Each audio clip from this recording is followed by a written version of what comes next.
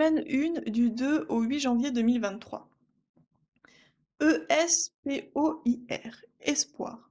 Voilà le mot qui définit mes 7 premiers jours de l'année 2023. 6 petites lettres dont le pouvoir est incommensurable. 6 petites lettres qui viennent s'opposer et fracasser mon bilan 2022. Bilan 2022 des plus confus. Voilà encore 6 petites lettres au pouvoir incommensurable. Mais contrairement à l'espoir, ces 6 petites lettres entraînent un sentiment négatif de chaos. Et lorsque tout est confus, l'atmosphère qui nous entoure est bien plus sombre. On se sent piégé, impuissant à agir et incapable de bousculer ce qui doit l'être. Je sors donc enfin de mon état de torpeur pour entrer dans une phase bien plus douce. Une phase où je saurai notamment me montrer bienveillante envers moi-même.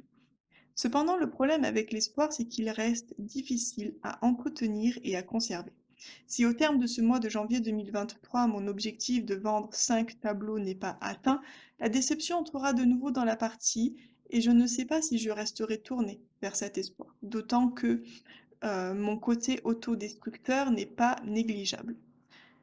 Et en pensant à ce que je dis là, je m'aperçois, outre le fait que je trouve d'entrée un problème à l'espoir, que j'imagine déjà ce qui sera dans 3 semaines. L'ennui, c'est que j'imagine sans fondement concret, non pas la réussite, mais l'échec de mon objectif professionnel pour le mois en cours et la répercussion que cet échec aura sur moi. Suis-je en train de m'imaginer le pire pour diminuer l'éventuel sentiment de déception, pour me protéger? Suis-je en train de m'imaginer le pire parce que c'est au fond ce que je crois être la vérité, ou parce que c'est jusqu'à présent ce qui s'est passé? Voilà des questions qui mériteraient bien des réponses. Malheureusement pour moi, je ne peux en apporter aucune. Je vais prêter une attention particulière à ces réactions car il ne fait aucun doute qu'elles dissimulent des choses que je dois impérativement régler.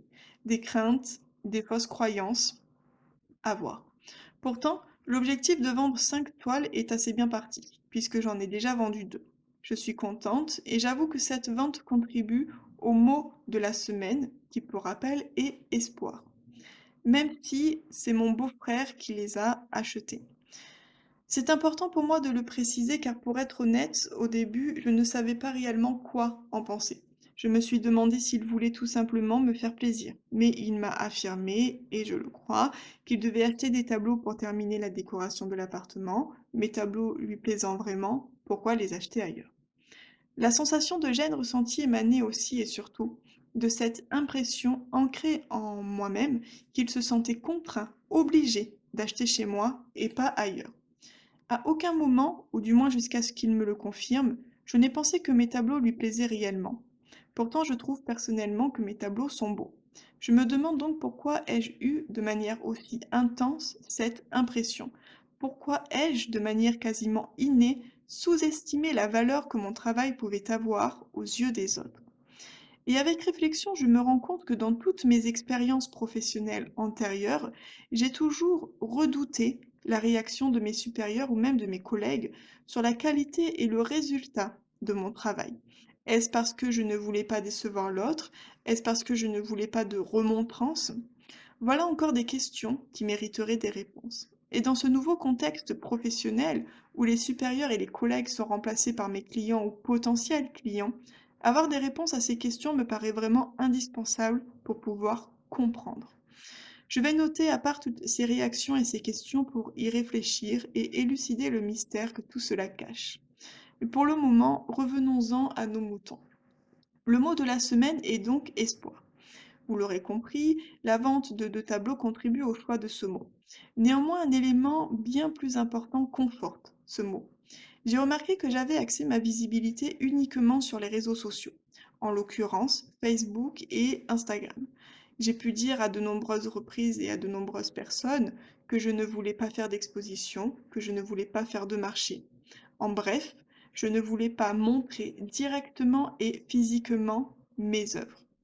Et je m'aperçois là que c'est une terrible erreur.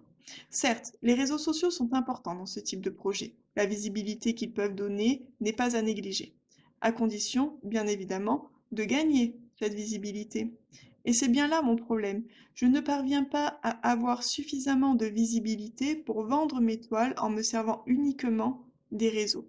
Je savais que gagner en visibilité prendrait du temps, mais j'ai sous-estimé ce temps.